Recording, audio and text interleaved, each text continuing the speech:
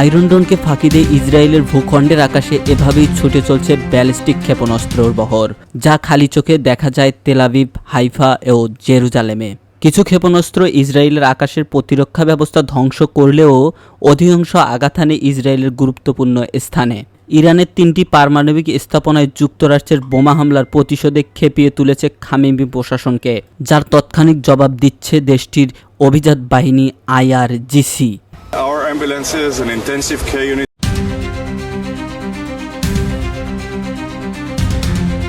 তেল আবিবের প্রাণকেন্দ্র ধসে পড়েছে বহুতল ভবন, আতঙ্কিত এখন ইসরায়েল বাহিনীরা। ইরানের ক্ষোভের আগুনে জ্বলছে বন্দরনগরী হাইফাও, যেন এক বিধ্বস্ত শহর। ঘরবাড়ি, যানবাহন সবকিছুই ধ্বংস করে দেওয়া হয়েছে।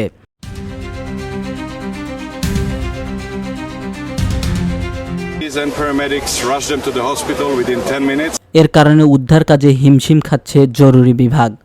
ইরানের দাবি তাদের 1,500 কেজি ওয়েভহেড বহন করার সক্ষম ক্ষেপণাস্ত্র চালিয়েছে, যার নাম খোরাম সাফর।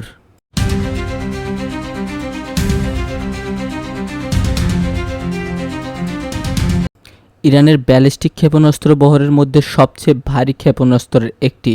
বিশ্লেষকদের মতে সর্বোচ্চ ধর্মীয় নেতা আয়াতুল্লাহ খামেনির নির্দেশে 2000 কিলোমিটার পাল্লায় ক্ষেপণাস্ত্র ছাড়ার বিধান আছে তাদের। রোববার ইসরায়েলের প্রধান আন্তর্জাতিক বিমানবন্দর বেন গুরিয়ন এবং জৈবিক গবেষণা কেন্দ্র সামরিক স্থাপনায় IDF এর কমান্ডার সেন্টারে হামলা চালিয়েছে বলে জানিয়েছেন তেহরান। যুক্তরাষ্ট্রের পারমাণবিক কর্মসূচিতে হামলার জবাবে হরমুজ প্রণালী বন্ধের হুমকি দিয়েছে ইরান।